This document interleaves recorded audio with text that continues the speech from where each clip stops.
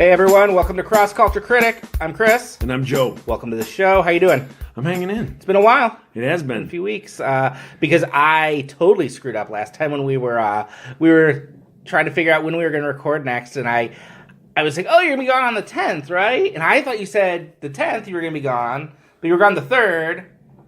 And I think you must have heard me say, oh, you're here on the 10th, back on the 3rd. I don't know. I don't know what happened. Yeah. Somehow we confirmed times together and confirmed it wrongly. And then you were like, hey, are you all set for tomorrow? I was like, I'm up north. So, well, how was your great trip up north? It sucked. Really? Yeah, it sucked.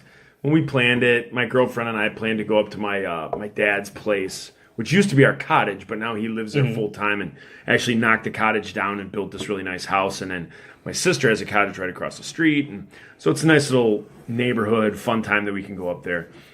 And back when we planned this about 2 months ago, I figured it would be at least 50 degrees, up. Yeah, because it's April. Northern Michigan. And we had, what are you putting? You're starting to drop beats. You're like... Yeah, I was pulling up the YouTube clip I was going to talk about later. Crossing the because I needed some there. information, and I didn't realize it was going to start playing. Yeah, I know I'm telling a boring story. No, I've heard it's the second time. No, but so we went up north. We thought it would be at least in the 50s. It ended up, when we got up there, it was 25 degrees. Jeez. So being up on a lake, and then it started snowing the first night we were there, and then... it started snowing a lot more, and then an ice storm, so we were kind of limited to just being inside. And so then we came home early on Thursday, and that was kind of it. Just went back to work. Yeah, that does suck. Yeah, Michigan's always weird like that though, because usually you can count on a few 60, 70 degree days in March or April, but it's so spotty. We got married on March 25th. Because my wife was fully expecting it's spring, it'll be great. We're celebrating coming out of winter, and it'll be a nice spring wedding. It snowed. Yeah, we had a snowstorm on the way to the wedding, and that sucks. That sucks. Was there anything outdoors you could have done, like snowshoeing or? Well, I'll tell you one thing we did do. We were going to go to Traverse City, but instead of going to Traverse City, we went to Grand Rapids. Okay, Grand Rapids is nice. And I've never got to hang out in Grand Rapids. The Insiders, we played there quite a few times, but I've never got to hang out in the city. And so my girlfriend Molly and I, we hung out downtown, had a great time, went to the Grand Rapids Art Museum.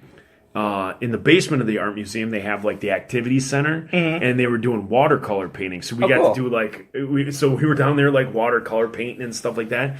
So that was a lot of fun. And then we went to the big Founders Brewery in their tap room. So their little restaurant that they had. So we ate there, and that was fantastic. And then we went to this place. If you've never been there, you got to at least try it. It's downtown Grand Rapids, and it's called the Downtown Market. Okay. And it's by, if you forget the name of it or whatever, the clothing store Moose Jaw. It's right by the Moose Jaw in downtown Grand Rapids. And this downtown market is... I'm sure you know what I'm talking about when I say it's kind of set up like a farmer's market. But so it's inside a building, and everyone has different booths, but the booths are permanent. They're not tables set up. They're you can see in Seattle or something. Yeah, exactly. Okay. That's exactly what it looks like. So if you've been to the downtown market in Seattle where they throw the fish, that's what it looks like. There's permanent countertops for meat and all that stuff. But in there's only kind of one of each. So there's a place that's like a wine bar. So you can go and sit there and have a glass of wine. And then they sell a bunch of cheeses, imported cheeses, all that stuff. Then there's another place called Carve. And it's the most amazing meat, meat selection, meat market you've ever seen. And it's got meat and fish and chicken.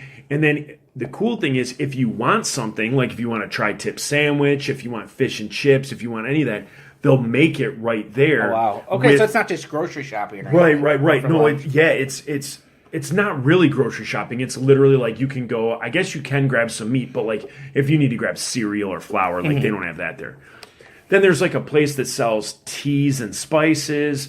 There's a place that does just tacos. Okay. Sushi. Oh, wow. A place that does cupcakes and cookies. So it's this really, really cool place. Oh, and also attached to it is Slow's Barbecue. There's a Slows attached to it. I didn't know they as were well. outside Detroit. Yeah, so there's one there, and it was like this fun. I could have spent all afternoon there, and so we had a good time there. And then trying to think what else we did downtown. Just kind of looked around and whatnot, and then drove back to the cottage in an ice storm. Almost drove off the road. It was I white knuckled it. It was horrendous. It was pretty scary. And it was April. And it was April. It was April. It was after Easter. Yeah. So that's how weird the weather is. It was snowing. Yeah. When I walked warming. Global warming. There was okay. Ice. Yeah. It was snowing when I walked into work this morning. It was cold enough where it was snowing, and it was like a pretty consistent snow. It's about 60 degrees outside right now. Mm-hmm. And it's, right now it is? Yeah, it's like 60 degrees and sunny right now. It's going to be 70 tomorrow. I haven't been outside all day. By the time this posts on Friday, it's going to be 50. So... I heard tomorrow was supposed to be like mid-60s, and then Saturday it's supposed to snow again. Yeah, that's what I've heard. Yeah. Oh, Lord. Wonderful Michigan. Yes. So, I mean, we had a nice little Easter break. What did you guys do? Not much. I was off work. I took off work Good Friday through Wednesday because my son was on spring break. So I thought, well, I'll stay home for the days he's home with Kelly, and both kids will be home when Cece's out of daycare. So that'll give Kelly a little break halfway through the week. Well, Monday, we went out to the Imagination Station in Toledo. I don't know if you've ever been there. Your kids there. It's kind of like the Science Center in Detroit. Okay. But it's really cool. It's about half the price of the Science Center in Detroit with double the things to do. Oh, wow. Really cool stuff. They had this room where everything was at a 45-degree angle to teach him gravity. So it felt like he was, falling through the room, which was really cool. They had a simulator ride. He was a little too short, but they had a bicycle that went across a tightrope, and it's weighted in such a way that it can't tip. So you could ride across this across the foyer from one end of the foyer to the other on a tightrope on a bicycle. And holy smokes! He was a little too short for it, and I was a little too heavy for it. But it was fun to watch. So if you were too heavy for it, I wouldn't be able to do it. Okay. I'm too big of a guy. Yeah, you might be. You might be too tall. Okay. Yeah, I think there's probably some height restrictions. So we did that, and then I was prepared. Tuesday and Wednesday was going to be doing stuff with the kids. Kelly's mom called. Took him for 4 days. Oh, wow. So I all of a sudden had all this time. I'm like, oh, okay. And then I was going to come out here and record on Tuesday, but it turned out really nice because we didn't have kids. So we're like, let's go to the pub and get a nice sandwich and have a drink. We went out to another one of our favorite restaurants that week. I saw a few movies. So nice. It was good. It was a nice week. And then it was back to work, and it was cold, and we're sitting here waiting for spring to arrive. Yeah. So, yeah, but there is something, if you're looking to do this weekend, it is indoors. Okay. And you have to make a trip. You have to go to Springfield, Missouri for this. Ooh, okay. It is April 13th through 14th. James River Church is doing the Stronger Men's Conference. Okay. And we watched the YouTube clip of this right before we did this. Mm-hmm. And can you just explain a little bit about what they're selling at the Stronger Men's Conference? Because this gets into the theme I want to talk about this week. What I saw was there was lots of explosions, lots of smoke, motorcycles jumping, monster trucks jumping, MMA fighting, and lots of guns shooting. There was guns. There was a lot of guns. There was automatic weapons like Uzis shooting into the air, and as this promotion, as this thing for a men's conference. That is probably right on the nose. And then it's coupled with their speakers who look like the type of guys who would never set foot around monster trucks and MMA, like a bunch of button-down, khaki-wearing preachers. And it's the whole idea. It's the Stronger Men's Conference. And I will put the video on our Facebook page and in the show notes. It really plays up to this idea that, Christian men are men, manly men. And have you encountered this a lot? Because I swear, the last 10 years, I feel like it's been everywhere. See, I think me and you differ in opinions. Okay. And here's the reason. I got burned back in the day. Like, I looked like a fool with things I said in my youth with the insiders. So here I am, just like all of us. We were all 20, 21, 22. We get to that age where we thought our views, we had it figured out. We were the youth. We were this youth movement in Christian music and in music in general. And you start to, and not you, but I started to think like, I kind of got this figured out. I think if I follow this plan that we feel we're doing right, we're going to win souls for the Lord. Well, I remember at one point making a joke about a woman who had a puppet ministry. And here I am, the lead singer of a ska band, right? Like, looking back, it's humorous. It's embarrassing to tell this story. But she had a puppet. Right, well, but here's the deal. You know, I'm making fun of this woman about her puppet ministry and kind of bagging on it. And I remember all through this tour, we would always refer to this puppet ministry and yada, yada, yada. And then some time went by, and I met someone who said they got saved at a puppet ministry. Okay. And the conviction that I felt that who am I to, if God calls someone to do something, who am I to sit back and say, well, you're not doing it right? So I got burned once before by kind of saying what I think is right for ministry and what I think people should be doing. And I think this falls into one of those categories. I look at it and it's humorous. Like, I look at it and it has all the makings to be something that can be funny and talked about and teased about. But teasing in a friendly tease way, knowing that it's legit, hopefully. I don't know who the speakers are. I'm removed from I know Louis stuff. Giglio is a pretty big worship guy. He's like a Chris Tomlin type guy. So I'm kind of removed from the scene, and I don't follow the pastor's circuit, so I don't know who the heavyweight champion of that is. And so I know my pastor at church, and that's about it. And so I look at these things, and I just think, you know what? If there is that guy who right now he's on the assembly line at one of the big three, or whatever the case may be, and he's dealing with those issues. He hasn't come to know Christ, or maybe he's a baby Christian, or let's just say he has been a Christian for 40 years. If this is something that appeals to him, because you know what? He loves hunting. He loves guns. He loves a good monster truck rally every now and then. He likes to see a motocross. What's that thing? 600 cc's on that motorcycle, dirt bike and yada, yada, yada. You know what? If people are down with that, and that's the package that you can deliver to someone's heart for Christ, I tell you, man, me and you, again, we can watch this thing and like kind of laugh about it. It wouldn't draw me in. Like, I wouldn't be like, I got to go to that.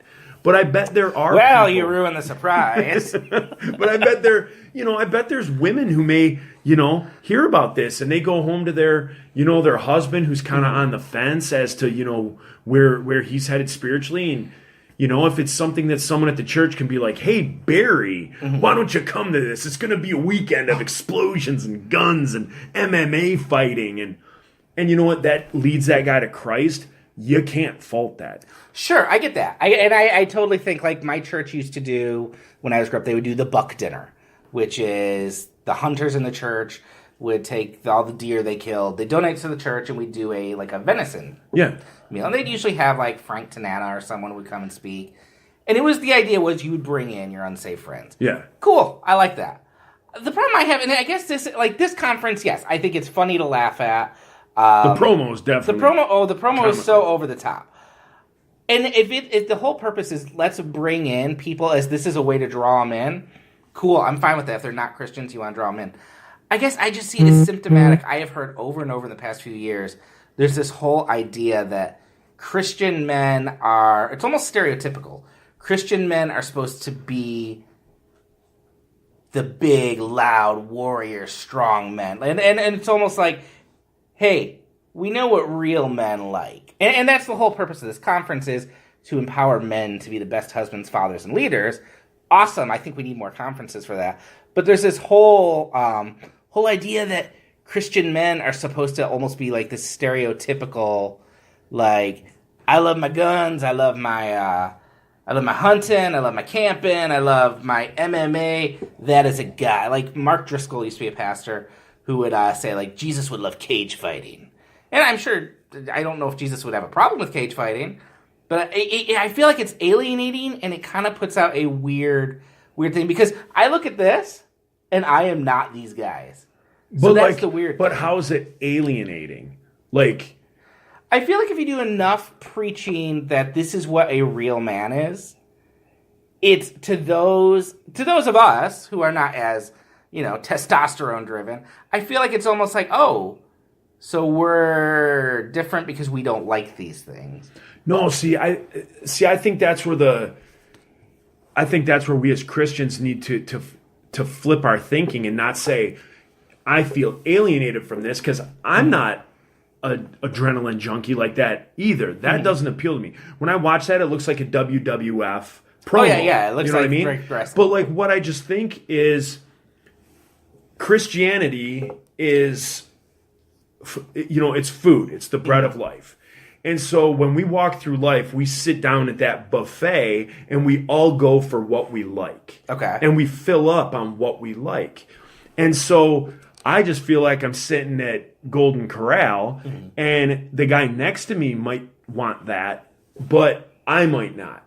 So I don't feel alienated by saying, plus I feel for decades and decades and decades and decades, Christians have been portrayed as like wusses, like we always have to turn the other cheek. We can't raise our voice. We do always have to turn the other cheek. I mean, that's kind of in our book. But we can stand up for our family. You know what I mean? Like someone cuts in front of us, yes. somebody, like we don't have to cower and we don't have to be sheepish.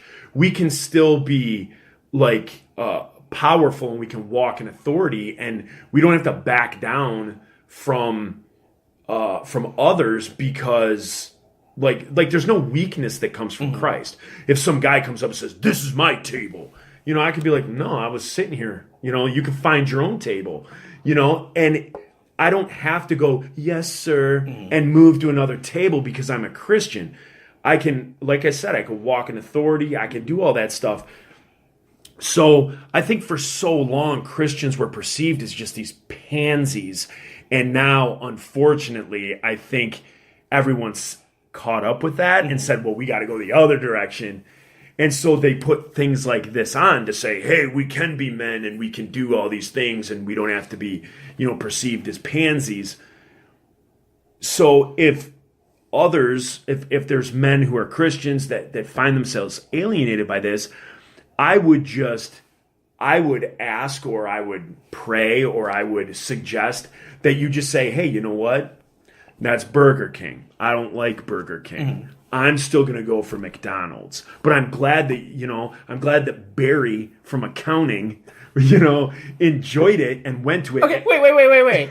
In what world is someone named Barry from accounting going to go to an MMA fight? Oh, there's a Barry from accounting right now listening to this. And he's got like youth pastor hair, kind of comes down to a mud flap, He loves his Busch Light, beer and, after cutting the lawn, all that stuff. But I just think like there's so much division within with Christians. I say, let this go. I know we're talking about it as far as, for a discussion topic. Yeah, and I'm pushing back because it makes good radio. Absolutely. And, No, I get it. But I think like right now, I want to spiral out from this topic and talk about all sorts of other things, which are probably other shows.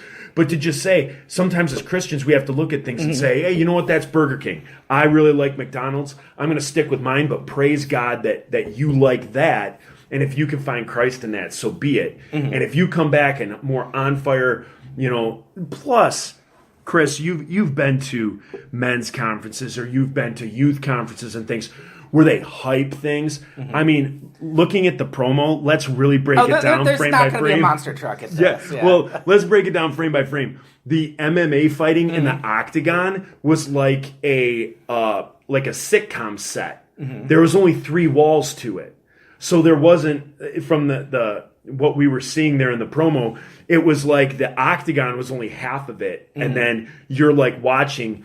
So I think these guys sell you on, hey, come to this MMA fight. And then you get there and it's probably going to be like a teenage Oh, yeah. You know, It's like a true. skit. It's going to be like an MMA skit is what it's going to be. You know, and Johnny's going to get beat in the ring, and he's going to have a mic, a headset mic on during this MMA fight that's staged and choreographed, and he's going to go down, and how does he come back from, you know, this defeat because he lost to another man, so it must mean that he's less of a man.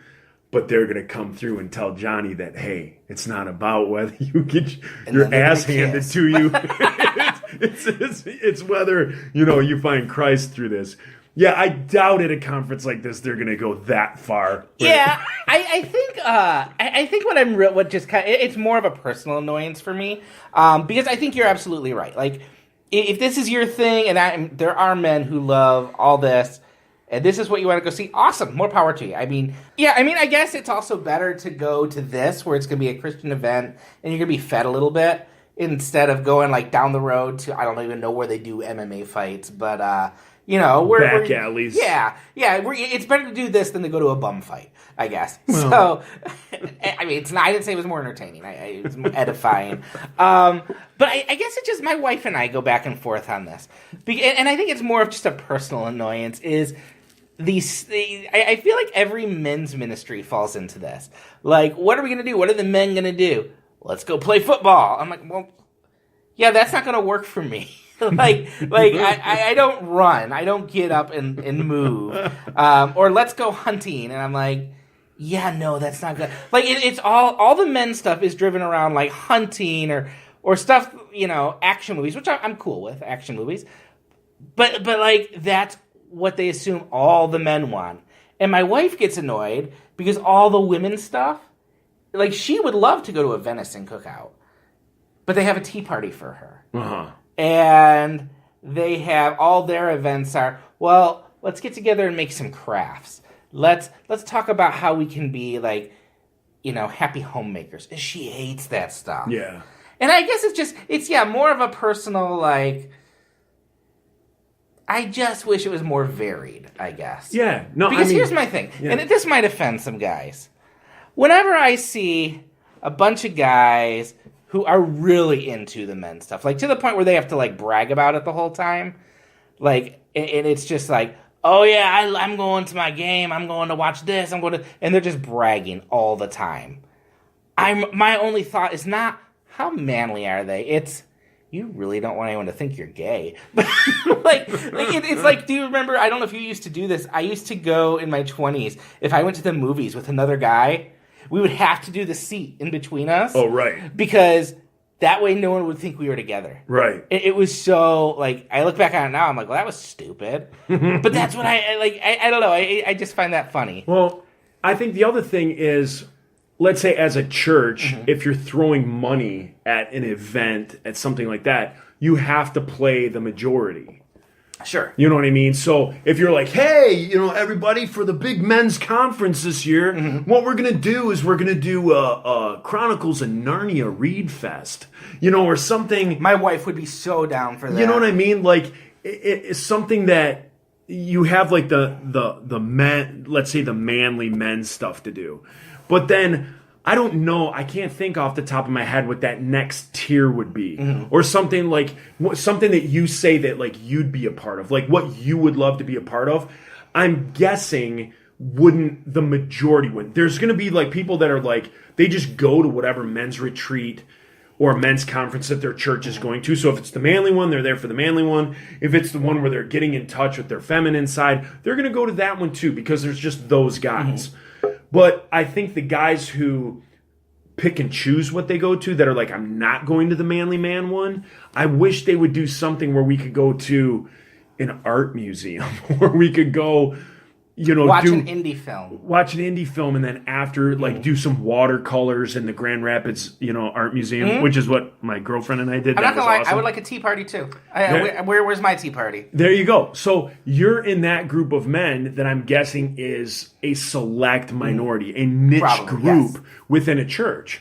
And so you either say, we're going to do this manly thing, and if there's 100 guys, 90 of them are going to go to that. And then, you know, you and your 9 buddies are like, nah, I'm going to pass. And then if they did your something, if they did a male tea party, I'm guessing I would be there. 70 guys wouldn't go, and there'd be like 30 guys there. I would be there. I would not. I have the whole trappings of the tea party. No, because I've watched my wife go to those. But I like a little tea. I'm drinking a tea right now. Oh, I love tea. So I don't know about a tea party. Yeah, that I might not. That might be a line for me. It is funny. It is really funny because like you'd wear like a big hat. Yeah, my big lacy hat. And everyone would talk with a southern drawl. No, I think it's a British thing, isn't it? See, I think. Well, tea is British. So I guess it depends. Like, are you talking sweet tea or? No, I just think every summer my stepmom puts on a tea party up north for her and my sister and all the aunts and all the female kids. And they have a tea party, and it seems like something that would be from the South. That's what it seems like to me. Something that would be like this, like southern drawl. Let's say we decided we were going to host the Cross Culture Critic Men's Conference. Yeah. What would be there from this? First off, what would be there? From this? Yeah, because I'm trying to think of like if we wanted to influence the male listeners in our audience and say, hey, we want to talk to you about some, godly men stuff, but we're going to have stuff that we think really exemplify manhood. What would be there? And first off, from what you saw in the video, what would you keep? What would I keep from that's on there? Nothing.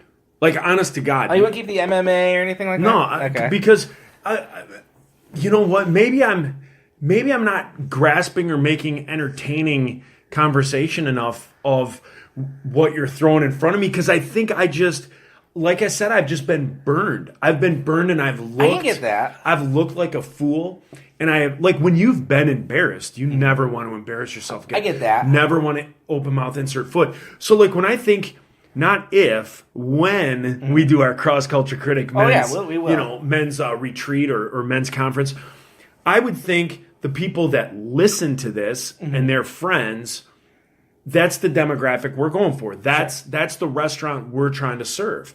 And if people want to come and get fed at the restaurant that we open, we don't have to pretend to be, McDonald's. We don't have to pretend to be Burger King. We can serve what we serve, and we know that the people already like listening to this. So if I did one, if the two of us did one, I think we would do one that surrounds, movies. It's and however you want to take that, like how a movie is made, and then we take it and how our life, at the parallel of our relationship with Christ, and how a movie is made, or an action movie. If we're talking about men, it might be action movies, or it might be,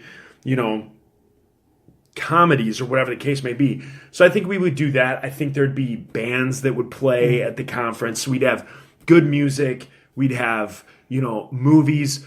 All men can just quote tons of movies. So I think it would be cool it would take months and months and months to plan. But I think it'd be hysterical to do a sermon of all movie quotes. Oh my gosh. You would have, man, I feel like nothing but movie quotes. Nothing but movie quotes. Like no added words. I mean, maybe a conjunction. I think you could. See, I guess I feel like you could do a sermon out of only Simpsons quotes. Yeah, you could. You could do that because I have the theory that everything in life is explained in a Simpsons reference. But you might be able to get if you combined Dumb and Dumber, Tommy Boy. What else? Braveheart. Well, okay. Yes, okay. Now you've hit to the core of why this gets to me. And because I've been having a hard time with this conversation, even though I brought it up, because I think what you revealed right away is I don't know why this makes me mad.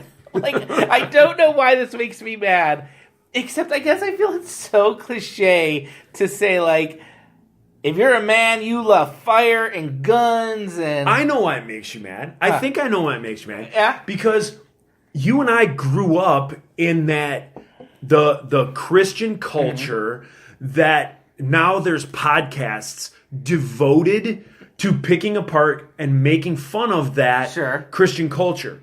So just as I've been embarrassed and can now look at things the way it is, the way they are, I think you've been through the criticism of the Christian culture, so I think you look at it through that lens, and you realize, hey, this is something that's going to be made fun of in 10 years, and that my guess is you see things coming from a mile away, and so that's what maybe that's what's playing into it, is that you see this and you're like, oh, in 6 months.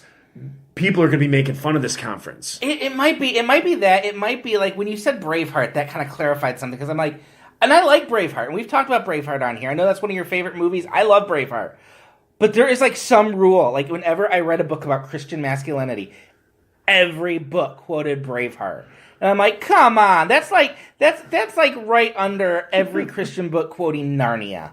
It's like, we get it. No, it's like every Christian book quoting the Bible. Well, okay, like Braveheart. Yeah. Braveheart is, at its essence, it's about a man giving everything for what he believes. Like, he gives everything. I'm not going to take it to the level of he's Christ and he sacrifices his body for everything. But, I mean, like, what else is there in life? What other amazing story is it for a man who could have just said, yeah, I'll do what the English say. I don't like it, but I'm going to do it. Yeah, I don't disagree with that, because like I said, Braveheart's a good movie. I like Braveheart. So I think for most guys and a couple of women, I think they can relate to, like, I would lay it on the line every single day, and there's things that are said in that movie and phrases and quotes and things like that where, like, you can apply that to, like I can apply that to, like, how I live as a father, used to live as a husband,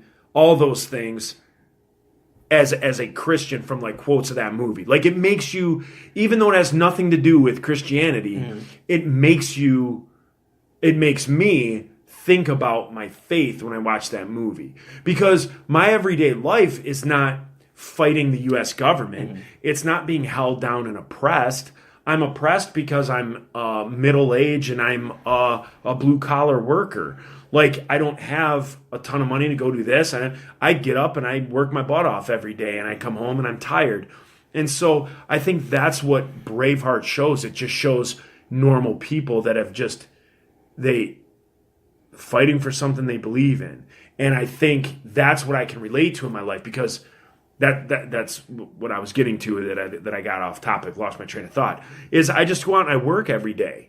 So I don't have to fight like a machine. There's not like a person that I fight every day. When Obama was in office, I didn't go out and fight anti-Obama every day. Now that Trump is in office, I don't go out and fight against Trump every single day. Oh, I do. I know you do. I know you. Like, I live my life there. So where I fight is with my beliefs and my faith and things like that. And so I think that's where I relate to Braveheart. Yeah, no, and I again, I'm going to say this for the record too. I love Braveheart. Like, it's a great movie. I think just the more it solidifies, like, I'm trying to figure out, like, part of me is wondering, why did I bring this up? Because I'm honestly like, yeah, no, everything you're saying makes sense. If guys like this, great. And I like a lot of those things. Like, I don't like MMA, but I like some monster trucks. I took my son to monster trucks. And then as I thought about that, I realized, I think what might be bothering me about this, and I grew up not just, the Stronger Men's Conference is just a funny little thing, but, I grew up reading Wild at Heart by John Eldredge, which is a book about biblical masculinity. And I grew up hearing all these preachers say, men are warriors and men are supposed to be strong, and all that's, yeah, absolutely. But as I'm getting older, I realize I'm raising a son, and so I have this responsibility to teach him what it means like to be a man. And I look at these things, and I'm like, yeah, these aren't bad things. And I joke about not wanting to go do camping or anything, but if you like that, awesome. But I guess it's just like, I feel like, oh, if this is all we're offering, that men are strong and tough and fighters, well, how many men believe that and grew up to be fathers who couldn't be, tender with their kids and couldn't be, meek, and were impatient.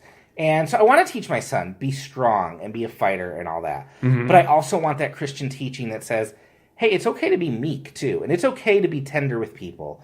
And yes, you're strong, but there's a strongness that also comes from protecting people. And sometimes you need to fight, but sometimes you need to be a peacemaker. And I think that's where it gets me. Like, but what's awesome about that is you're a father, and so it's your choice to teach that every single day. And you're going to make more of an impact on your own son's life than one conference in the entire United States in St. Louis. Yeah, but I'm also competing against culture, which preaches the same thing. This isn't a Christian thing only. Understandable, but the culture is still it's still the culture and the bubble that your son is raised in. Like, I doubt there's a heavy, urban rap gang culture that is seeping into your son's life. It's probably not there. So really, you don't have to worry about that. You worry about the boundaries and the bubble that you've put around your son. So you kind of know what's coming in. There's little things that are trickling in that are going past your watch. And as they grow up, that opens up a little bit more. But for the most part, there really isn't, let's really get honest. There really isn't this major culture that you're fighting against raising your son right now at his age. Right, not at kindergarten. No, right, not at his age. As he grows up and he's able to change the channels on his own and finds music and listens to other things, yes, you start to go down those roads. But as far as right now, you have the ability to say, to be a man is that you're to be tender, you're to be caring, you're to be, thoughtful and this and that, because you can as a father. Just because one church in St. Louis has this this conference going on, I mean, what are some of the other conferences that are going across, the country this year? What are some that are local? Different things like that. I'm sure that if you, Googled, 2018 Christian men's conferences, there'd probably be a good dozen different topics that you could pick and choose to, if you're going to fly to St. Louis, why not fly to Lincoln, Nebraska? Why not fly to San Diego and do, another one that may fit your agenda and your son? So I definitely think, and again, I think I've probably gotten way too serious on this because, again, once you have opened your mouth and inserted your foot so far down your throat that you feel, I honestly can't help but the song. It was on Soundtrack to a Revolution. It was the very last song. I forget the name of it, but it's the last song on the album. I'm sorry. That's the song I wrote about it because it was such a big deal to me, and I felt like an absolute failure. I felt like an absolute jerk for the way that I would talk about somebody else's ministry. So obviously the way I'm talking about it now, I'm very passionate that I never want to feel that again. And I would never want to nullify anybody else's, ministry and what they feel that they're doing is right for God. I mean, if you have I look back and I laugh at the, growing up, I went to this thing at Troy Athens High School. It was called the Power Team. And it was I remember the Power like Team. the bodybuilders. Yeah. And they would come out and they would do their bodybuilding show and they would rip phone books in half and blow up hot water bottles and stuff. I can look back and laugh on that, but they held people's attention and they preached the word of God. And the last time I checked, whenever you speak the word of God, it never comes back void. Anything that you are getting in somebody's heart that you're planting a seed, no matter how filthy of an individual it's coming from, words of truth are still words of truth. The devil himself could stand in front of you and say, Christ is king. You need Christ in your heart. Even though it's coming from the devil, the words are still true. And that's still a seed to plant. So obviously I'm passionate about what an absolute idiot I've been in the past. And so maybe I haven't taken this topic as lighthearted as maybe we thought it was going to go. I did think we were going to be talking fart jokes and stuff like that. But I honestly say this is better because what's nice is when I have to kind of ask myself, why am I pissed off about this? Because I really shouldn't be. But then I realize, but you'd like to be cynical about Christian, because again, like I said, I feel like you're the sentry for Christian culture. I want it to be good. You're the guy that you've experienced the goofball shirts. You really have a fantastic take on Christian culture and like pop culture and fads and things like that. And I really honestly think you're the dude in the lighthouse that can see this coming a mile away and be like, oh, this is gonna be corny in a few years.